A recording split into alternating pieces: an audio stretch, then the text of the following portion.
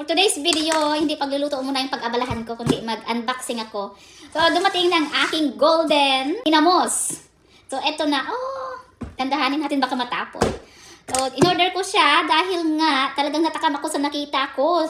One of my friend posted it and I'm like, oh my goodness, it looks so good. Alam mo na, na-miss ko na. Yung ginamos na ito ay yung ginamos na isda. Or, di ba may dalawang klase? May isda, yung maliliit na isda. Tsaka yung ginamos, as in ginamos na color pink ba? Basta. Galing pa ito sa California. Kaya ayan, excited ako. Dahil, medyo, matagal-tagal na din ako hindi nakakain nito. At saka pag ganito, naku, medyo golden talaga yung presyuhan. Dahil nga, special ito. Special delivery. Siguro hindi naman matapon kahit ganituhin ko. Wow, grabe, seal na seal siya. Dito, hindi basta-basta makain ng ginamos. Kailangan mo talaga pagagastusan. Ayaw magpabukas.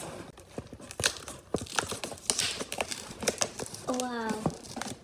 Wow, dikit na dikit. Ayan. Oh, wow. Grabe yung kanilang sealed. Talagang safe na safe. Ayan. So, dalawa yung in-order ko. Ay, malalaki.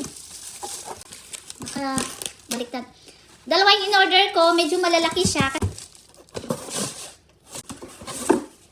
Ayan. Ha? Safe na safe talaga yung kanyang pagkabalo.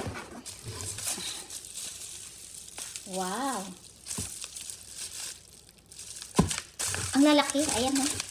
Nakaraan, may in-order ko maliliit.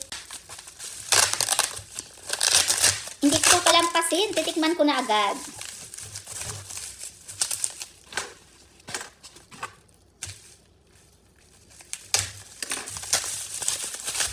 Ayan, thank you for your order.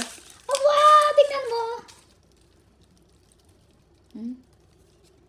Wow, may sticker pa. Ginamos Queen. Thank you. May sticker talaga siya. O, di ba bongga? Of course. Pinamuanuhan na agad. Tama-tama, hindi pa naman ako naka-dinner. Ito, dahil hindi ako nakapagluto.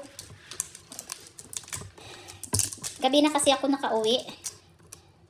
Kaya ako, maghanap ako kung ano yung aking dinner. Pero, whoa, somebody's full. Did you hear that?